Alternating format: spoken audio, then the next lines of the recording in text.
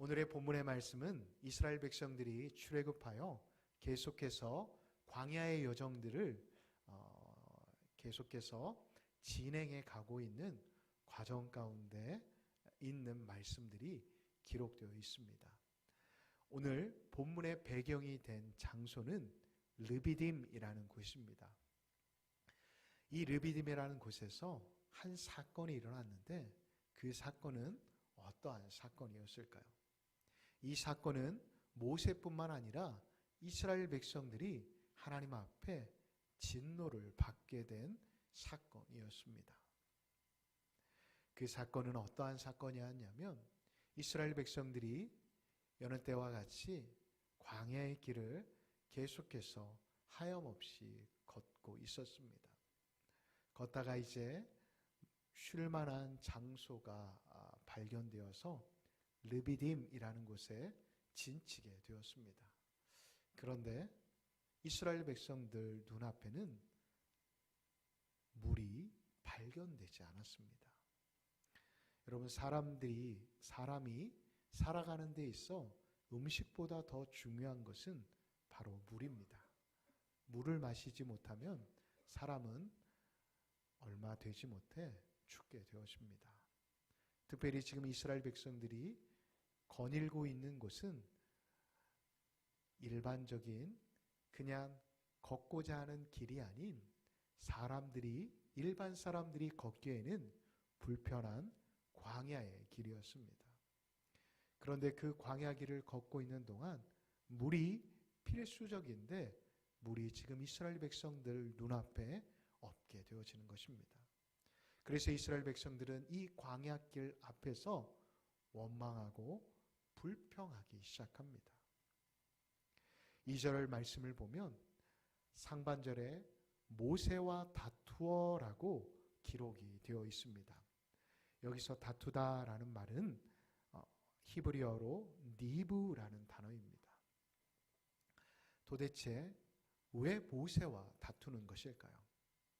그런데 좀 더 원문을 살펴보면 이들은 단지 모세에게 시비를 걸고 있는 게 아니라 모세 앞에 또한 모세 뒤에 계시는 하나님과 다투려고 모세에게 시비를 걸고 있다라고 히브리어 성경은 해석하고 있습니다. 하나님의 생각과 지금 이스라엘 백성들이 첨예하게 지금 다르게 펼쳐지고 있는 장소가 바로 이 르비딤이라는 곳입니다. 여러분, 우리가 흔히 생각할 때 우리가 하나님의 말씀, 하나님의 약속을 붙잡고 이 땅을 살아가게 된다고 한다면 모든 일들이 형통하게 될 것이다 라고 생각합니다. 그래서 문제가 생기고 어려움이 생기면 더 열심히 기도하고 더 열심히 신앙, 믿음을 붙잡기 위해 발버둥 치려고 합니다.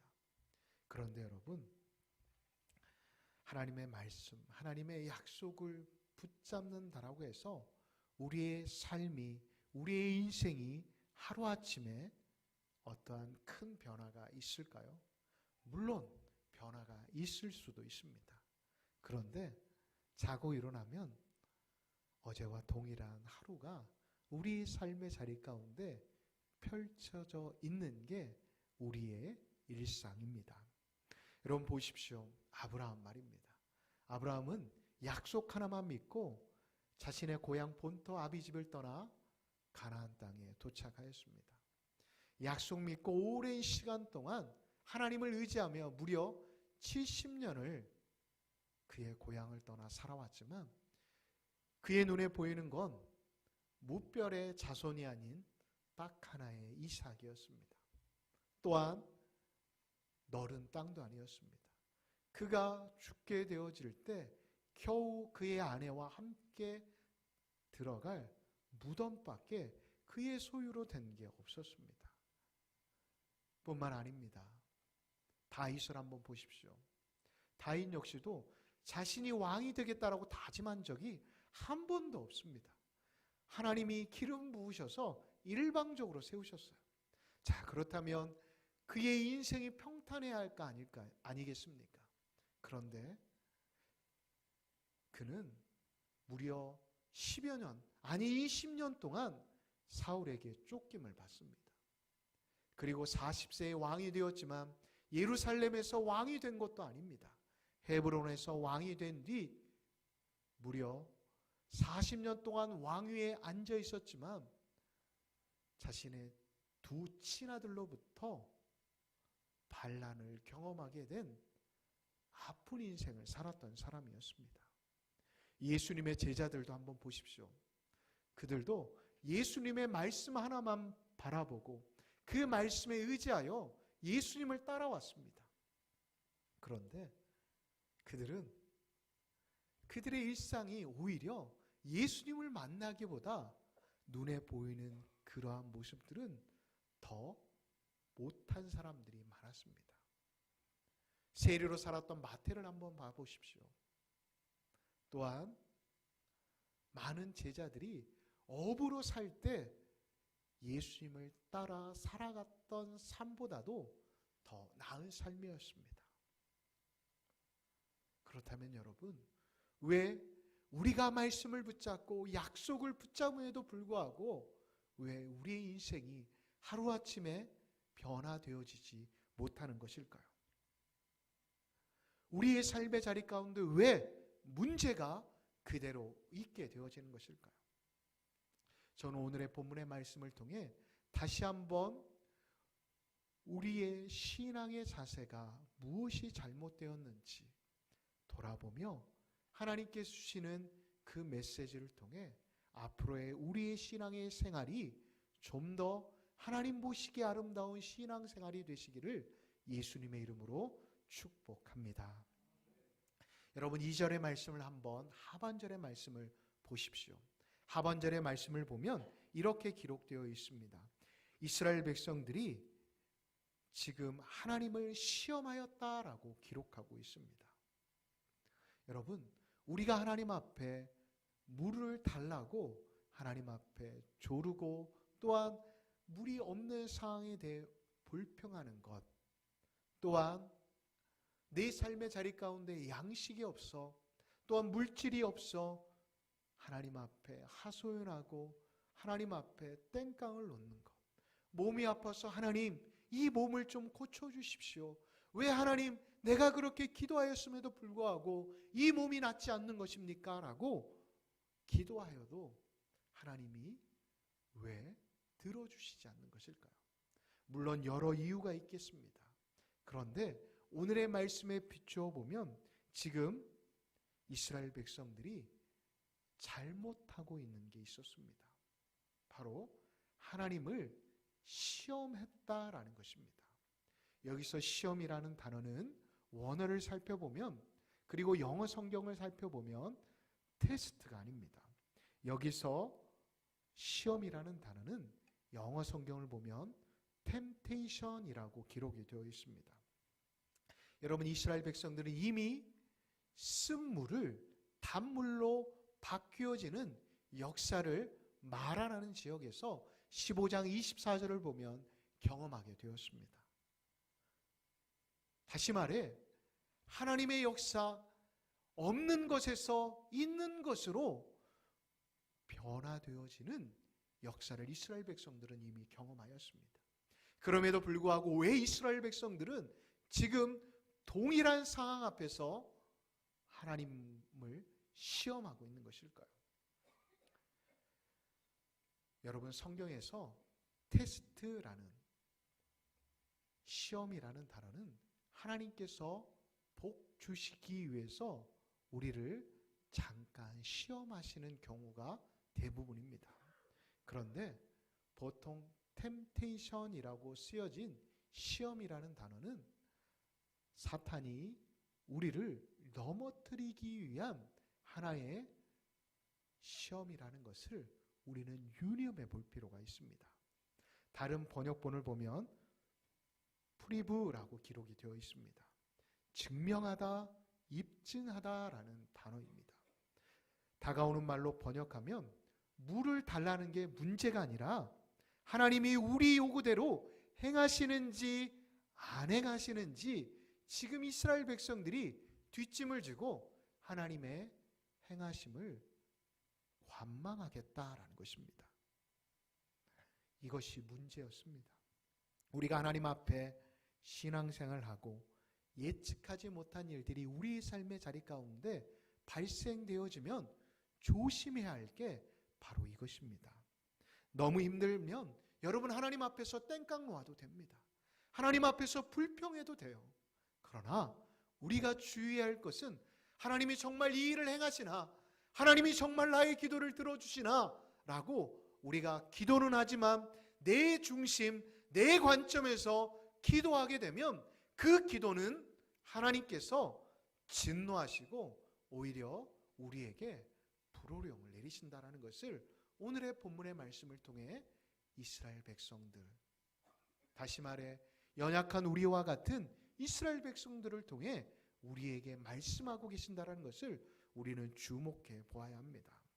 자, 여러분, 그렇다면 하나님이 원하시는 길로 나아가고 있는데, 말씀을 붙잡고 약속을 붙잡고 나아가는데 내가 예상했던 길이 나타나지 않을 때 우리는 어떻게 해야 할까요?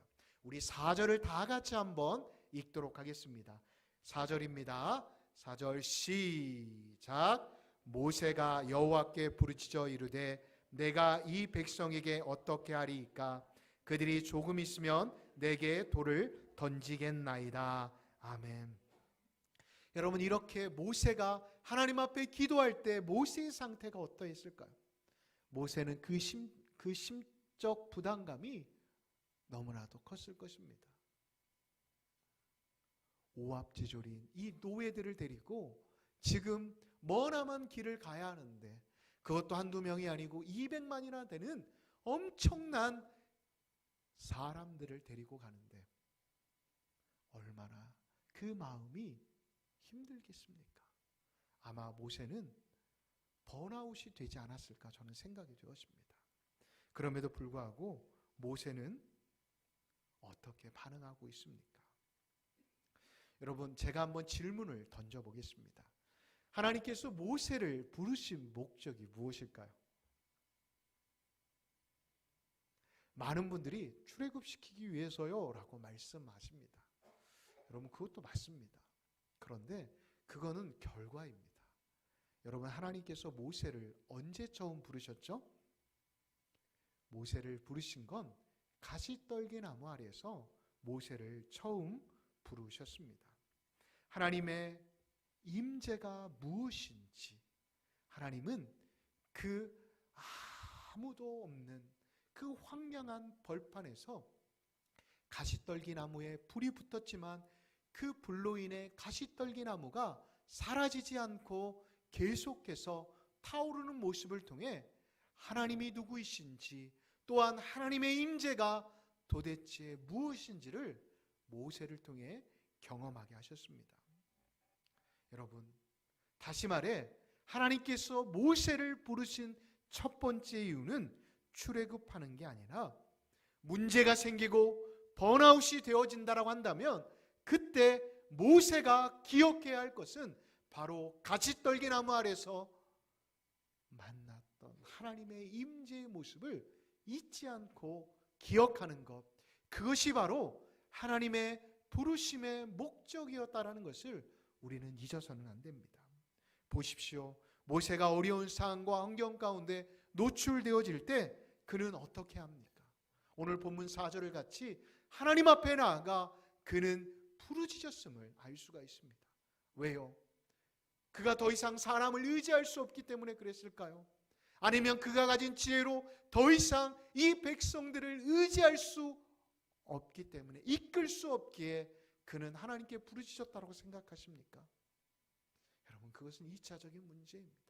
그는 이미 가시떨기 나무 아래서 하나님의 임재, 하나님의 첫사랑을 경험하였기에 그는 그 첫사랑을 잊지 않기 위해 하나님 앞에 나아갔다는 것입니다.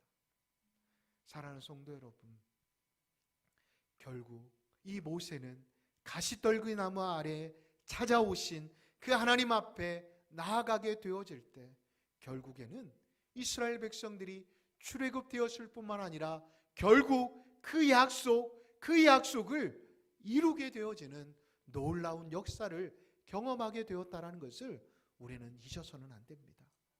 오늘 이 자리에 계시는 우리 광남의 가족 여러분, 또한 온라인으로 예배드리시는 성도 여러분, 지금 여러분들의 영적 상태는 어떠한 상황 가운데 있으십니까?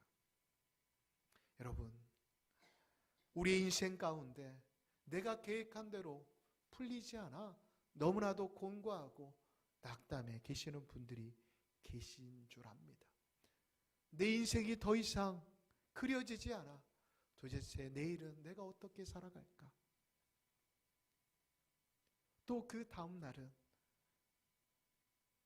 더 이상 내 인생의 계획들이 그려지지 않아 답답해하고 속상해하시는 분들이 계십니까? 그런 분들이 계시다면 먼저 모세를 주목해 보십시오. 모세와 같이 하나님 앞에 나아가십시오. 하나님 앞에 부르짖으십시오. 여러분, 우리는 연약한 존재들입니다. 그러기에 하나님은 부족한 저의 입술을 통해 다시금 여러분들의 삶의 자리 가운데 있는 문제와 어려움들이 있다고 한다면 하나님 앞에 불평을 해도 되고 하나님 앞에 투정을 부려도 된다라고 말씀하고 계세요. 여러분, 마음이 답답하십니까? 너무나도 속이 상하십니까? 그렇다면 하나님 앞에 부르짖으십시오. 여러분, 모세가 단지 그냥 속으로 웅얼웅얼거리면서 하나님 앞에 기도했을까요? 저는 그러지 않았을 것 같아요. 더 이상 육체에 아무런 힘이 없다 할지라도 그는 두 손을 들고 하나님 앞에, 하나님 이 상황을 어떻게 합니까? 하나님, 가시떨기 나무 아래서 저를 부르셨고 저에게 소명을 주셔서 이 자리까지 나오게 하셨는데 하나님이 이제 일하셔야 하지 않겠습니까? 하나님께서 이제 이들을 이끌어 가시지 않으셔야겠습니까? 라고 간절히 기도하지 않았을까요? 그러자 여러분, 하나님께서 어떻게 그 기도에 응답하셨을까요? 우리 5절을 우리 또박또박 한번 그 말씀을 하나하나 생각하면서 다 같이 한번 5절을 합독하겠습니다. 시작. 여호와께서 모세에게 이르시되 백성 앞을 지나서 이스라엘 장로들을 데리고 나일강을 치던. 아멘. 여러분, 지금 이 상황은 어떠한 상황이냐면 이스라엘 백성들이 모세를 죽이려고 돌을 들고 모세가 나타나기만을 기다리고 있습니다. 그런데 하나님께서 뭐라고 하신 줄 아십니까? 지금 모세 보고 그 백성 앞을 수루 지나가라고 말씀하고 계시는 거예요. 여러분, 지금 모세는 어떠한 상황이라고요? 지금 아마 일어날 힘도 없을지도 모릅니다. 지금 쥐구멍이 있다고 한다면 그곳으로 들어가고 싶고 차라리 하나님이 지금 자신을 데려가는 게 오히려 더 낫다고 생각할 수도 있어요. 그런데 하나님은 지금 모세를 향해 이렇게 말씀하고 계세요. 여호와께서 모세에게 이르시되 백성 앞을 지나서라고 말씀하고 계십니다. 여러분, 제가 모세의 입장에서 한번 생각해 보았습니다. 우리 성도님들은 그렇게 하시지 않으시겠지만 제가 이 자리에서 저에 대한 반감과 또한 싫으셔서 막 저를 막 이렇게 째려보고 계시고 막 저를 이렇게 정 목사 뭐 알아보자 이렇게 발짱 끼고 계시면 제가 여기서 여러분 설교를 할 수 있을까요? 여러분, 설교도 못하는데 모세는 지금 백성들이 돌을 들고 서 있다니까요. 그런데 하나님이 지금 모세에게 말씀하고 계시는 건 그 앞을 지나가라 라고 말씀하시는 것입니다. 그런데 더 중요한 일이 생깁니다. 우리 6절을 다시 한번 다 같이 한번 읽어보겠습니다. 시작. 내가 호렙산에 있는 그 반석이 거기서 내 앞에 서리니 너는 그 반석을 치라. 그것에서 물이 나오리니 백성이 마시리라. 모세 행하니라. 아멘. 여러분, 반석을 치게 하셨습니다. 이게 무슨 뜻일까요? 지금 이 모세는 번아웃 되어 있습니다. 그런데 하나님께서는 그럼에도 불구하고 그를 일으키셔서 백성 앞을 지나가게 하시는 거예요. 우리 눈에 보이는 현상에 대해 이렇게 말씀하십니다. 여러분, 그 모습을 보는 이스라엘 백성들이 속으로 뭐라고 했을까요? 저 배짱 보세요. 죽으려고 정말 별짓을 다 하는구나 라고 생각했을 것입니다. 아마 어떠한 사람은 침을 뱉는 사람들도 있었을 겁니다. 그런데 하나님께서는 모세에게 지나가는 것에 그치지 않고 반석 위에 서서 그 홍해를 건넜던 지팡이로 치게끔 말씀하고 계시는 것입니다. 이러므로 인해 어떠한 일들이 일어났을까요? 바로 이스라엘 백성들이 먹고도 남는 놀라운 역사가 이스라엘 백성들은 경험하게 되었다는 것입니다. 그런데 문제는 또 한 가지가 있습니다. 이 사건으로 모세는 가나안 땅에 들어가지 못하게 되었다는 것입니다. 그런데 많은 분들이 물론 이 사건이기도 하지만 모세가 왜 가나안 땅에 들어가지 못한지에 대해 자세하게 알지 못한 채 그냥 그 사건만을 기억하시는 분들이 참 많이 있습니다. 여러분, 도대체 모세가 뭘 잘못한 걸까요? 하나님이 하라는 대로 했거든요. 그런데 여러분, 결정적인 힌트는 시편 106편 32절과 33절에 기록이 되어 있습니다. 모세가 입술로 망령되이 말하였으므로 라고 기록이 되어 있습니다. 버럭해서가 아니라 말을 잘못했다는 것입니다. 민수기 20장 10절을 보면 그 말이 또한 또 다른 힌트를 줍니다. 반역한 너희여 들으라, 우리가 너희로 인해 물을 내라 하며 반석을 쳤다라고 기록하고 있습니다. 말을 잘못했는데 그 말을 보니 반역한 너희여 들으라 라고 모세가 말한 것입니다. 다시 말해 모세의 행동이 잘못된 게 아니라 모세는 그가 그 중심적으로 하나님이 되어 하나님의 말을 바꾸어 그가 이야기한 게 올무가 되어 그는 가나안 땅에 들어가지 못했던 것입니다. 이 반석 위에서 모세는 모세가 드러나는 게 아니라 누가 드러나야 한다고요? 하나님이 드러나셔야만 했는데 모세가 드러나고 말았던 것입니다. 그게 무엇일까 찾아봐야 합니다.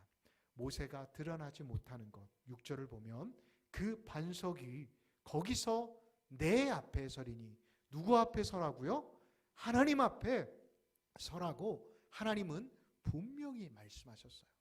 그런데 지금 모세가 하나님 앞에 서 있지 않고 자기 자신 앞에 서 있는 것입니다. 서다라는 말은 그냥 앉았다 서 있는 것을 말하는 게 아니라 종이 왕 앞에 서 있는 모습. 여러분, 왕이 앞에 있는데 종이 어떻게 서 있을까요? 여러분, 고개도 못 들고 있을 것입니다. 다시 말해 모세가 이 반석 위에 서 있을 때, 돌 위에, 바위 위에 서 있을 때 그는 겸손한 마음으로 하나님이 지금도 자신 뒤에 계심을 기억했어야 하는데, 돌을 들고 있는 백성들, 그리고 자신도 모르게 벅차오르는 그 미움의 감정들로 인해 지금 입술로 범죄하였던 것입니다. 하나님이 모세 앞에 서 계시겠다라는 것입니다. 반석을 치라라는 이 치다라는 말은 죽이다라는 의미입니다. 왕이신 하나님이 종된 모세 앞에 서셨는데 지금 모세는 자신이 왕이 되어버렸던 것입니다. 여러분, 이것은 예수님을 또한 예표하기도 합니다. 여러분, 생명의 물이 누구에게서 나올까요? 바로 예수님 말씀에서 나온다라는 것을 오늘 본문은 또한 우리에게 말씀하고 계십니다. 여러분, 기억하십시오. 하나님은 지금도 우리 곁에 계십니다. 지금도 우리가 보이지 않지만, 우리가 느끼지 못하지만 하나님은 지금도 우리 뒤에 계셔서 우리를 보고 계실 뿐만 아니라 우리의 앞서 일을 행하고 계심을 오늘의 본문의 말씀을 통해 기억하시기 바랍니다. 자, 그렇다면 하나님께서는 좀 더 구체적으로 이렇게 이야기하신 이유에 대해 살펴볼 필요가 있습니다. 역사 앞에서 하나님이 종으로 서신 사건이 있습니다. 그게 무슨 사건입니까? 바로 2000년 전 예수님이 이 땅에 오셔서 우리를 위해 십자가에 달려 돌아가신 사건입니다. 십자가 사건은 종된 모습으로 서신 모습, 그 방식대로 인간이 반석이신 하나님을 쳐 죽인 사건, 그 사건을 통해 하나님은 우리를 구원하셨다는 것을 잊지 마시기 바랍니다. 단지 이 사건은 이스라엘 백성들을 그 목마름에서 해방시켜 준 게 아니라, 그 사건만을 보여주시기 위한 게 아니라 2000년 후 이스라엘 백성들이 궁극적으로 오신 그 메시아를 통해 어떻게 구원받을지에 대해 하나님은 이 사건을 통해 예표하고자 하셨다라는 것입니다. 여러분 기억하십시오. 르비딤 사건은 단순히 물을 내게 하신 사건이 아니라 십자가 사건을 미리 드러내 주신 사건이라는 것입니다. 그런데 모세가 큰 실수를 한 것입니다. 그가 우리가 반역한 너희를 위해서 물을 내게 하랴. 그러니 여러분, 하나님 십자가가 드러나지 못했던 것입니다. 르비딤에서 십자가를 드러내지 못하니 이상한 일이 생깁니다. 우리 7절을 다 같이 한번 읽어볼까요? 7절입니다. 시작. 그가 그곳 이름을 마사 또는 무리바라 불렀으니 이는 이스라엘 자손이 다투었으며 또는 그들이 여호와를 시험하여 이르기를 여호와께서 우리 중에 계신가 안 계신가 하였음이라. 아멘. 여러분, 지금 이스라엘 백성들은 결국 이 모세의 잘못된 행동을 통해 하나님이 계신가 안 계신가 지금 스스로가 질문하고 있는 상황 가운데 놓이게 되었다는 것입니다. 여러분, 우리 인생 가운데에도 마실 물이, 다시 말해 우리의 삶이 공고한 상황 가운데 처해 있게 될 때도 있습니다. 여러분, 인생이라는 게 그런 거 아니겠습니까? 그렇다면 우리는 그때 어떻게 해야 할까요? 목말라 죽을 것 같은 나, 더 이상 살고자 하는 의지가 없는 나의 삶의 모습 속에서 우리는 어떻게 해야 할까요? 그때 혹시 내 삶의 자리를 마사와 무리바로 바꾸어 살아가고 있지는 않는지 먼저 여러분 자신을 돌아보았으면 좋겠습니다. 다시 말해 하나님은 이 사건을 통해 나의 삶의 어려운 환경과 현장을 통해 하나님의 살아계심을 드러내고자 하시는데 나는 오히려 그 상황을 원망하고 불평하는데 하나님을 향해 하나님의 뜻을 왜곡하고 내 중심적으로 해석하려고 하는 그런 잘못된 모습은 없는지 우리의 모습을 점검해 보았으면 좋겠습니다. 우리가 서 있는 곳이 어디인지 성경은 우리에게 이렇게 질문합니다. 단도직입적으로 지금 너가 서 있는 자리는 어디이니? 라고 말입니다. 예수님을 드러내야 할 르비딤에 서 있는지 아니면 마사와 무리바와 같이 지금 다툼이 있는 그 자리에 여러분들이 혹시 서 있지 않는지 여러분 자신을 점검해 보시기 바랍니다. 여러분, 하나님은 살아계십니다. 하나님은 절대 그냥 우리를 지켜보고 계시지 않으십니다. 지금도 우리에게 자연을 통해, 사람을 통해, 환경을 통해 말씀하여 주실 뿐만 아니라 위로하여 주시고 계심을 잊지 않는 믿음의 사람들이 되었으면 좋겠습니다. 그렇습니다. 여러분, 오늘의 말씀은 이 모세를 통해, 이스라엘 백성들을 통해 우리에게 말씀하시고자 하시는 것은 우리 믿음의 사람들이 이 땅을 살아갈 때 우리 그리스도인들에게 다가오는 모든 시험과 문제는 누구를 드러내는 사건으로 우리가 삼아야 한다고요? 십자가, 예수님을 드러내는 현장으로 삼아야 한다는 것을 오늘의 말씀을 통해 기억하시기 바랍니다. 단지 문제를 문제로만 치부하지 말고 내 눈앞에 처해 있는 상황과 현실에 불평하고 원망하는 자리로 우리가 주저앉는 게 아니라 이러한 상황과 환경을 통해 예수님이 드러나시겠구나. 하나님이 이 일을 통해 하나님이 하나님 되심을 드러내시겠구나 라는 것을 여러분들이 다짐할 수 있는 믿음의 사람들이 되시기를 예수님의 이름으로 축복합니다. 하나님께서 우리에게 시험을 주는 여러 가지 이유가 있겠지만 우리의 신앙이 1차적인 신앙에 머물러 있지 않고 성숙해지기를 원하셔서입니다.